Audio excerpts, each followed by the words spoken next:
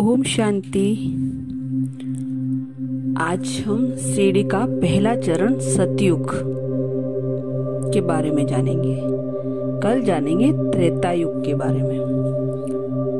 सीढ़ी की इस प्रथम पायदान को संसार का आदि काल कहा जाता है, जहाँ से कल्प का आरंभ होता है, जहाँ प्रकृति एकदम सतो प्रधान अवस्था में है। मानो परम धाम से पवित्र आत्माओं का आह्वान कर रही होती है।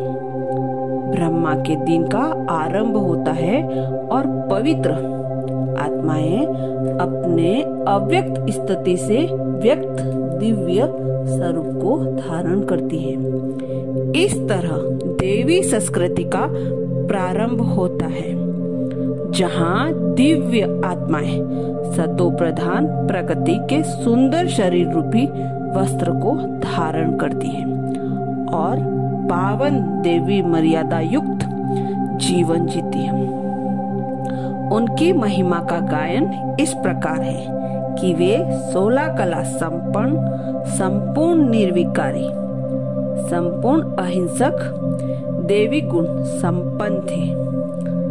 क्योंकि वे देवी देवताएं पावन थे और श्रेष्ठ कर्म करते थे, इसलिए प्रकृति भी उनके वश में थी। अर्थात तब न कोई प्राकृतिक प्रकोप होते थे, न उन्हें तन का रोग होता था, न ही अन्न धन की कमी और न ही अकाली मृत्यु होती थी। इसलिए देवताओं को अमर कहते हैं। ऐसे नहीं कि वहाँ कोई मरते ही नहीं थे, परंतु मृत्यु का भय नहीं होता था।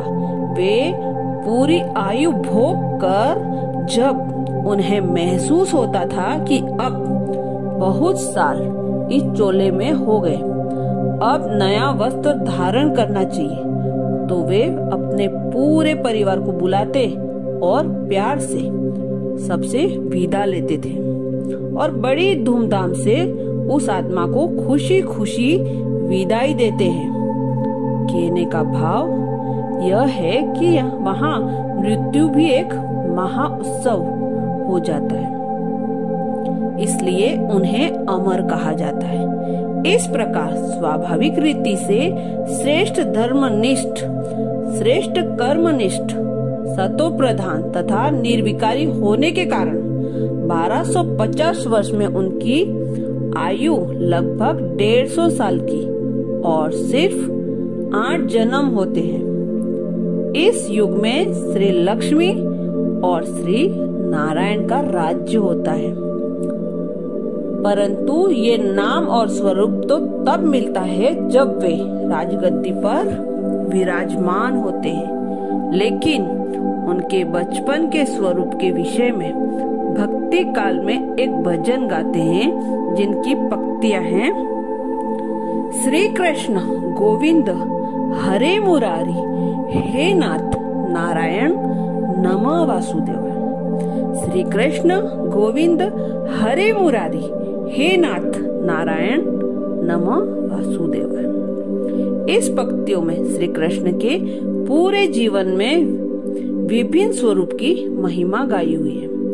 बचपन में जिसको श्री कृष्ण कहा, थोड़ा बड़ा हुआ तो ग्वाला बना, जिसको गोविंद कहा, और जब रास लीला रचाई तो उनको हरे मुरारी कहा, और जब राज गद्दी पर राज करने बैठते हैं उन्हें नाथ नारायण कहा, और वही वासुदेव है।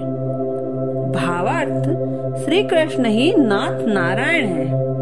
अगर श्री नारायण सतयुग में है तो उनका बचपन का स्वरूप भी तो वही होना चाहिए। श्री कृष्ण या नारायण के सतयुग के 1250 वर्ष में 8 जन्म होते हैं। इसलिए ही श्री कृष्ण का जन्म उत्सव जन्म अष्टमी के रूप में बड़ी धूमधाम से मनाते हैं, क्योंकि श्री कृष्ण जैसी परम पावन आत्मा के 8 जन्म इतने श्रेष्ठ थे कि उनके 8 जन्म की जयंती मनाकर हर भारतवासी गर्व महसूस करते हैं। इस तरह सतयुग में हर देवी देवता के 8 जन्म होते हैं। कल जानेंगे त्रेता युग के। अच्छा, ओम शांति।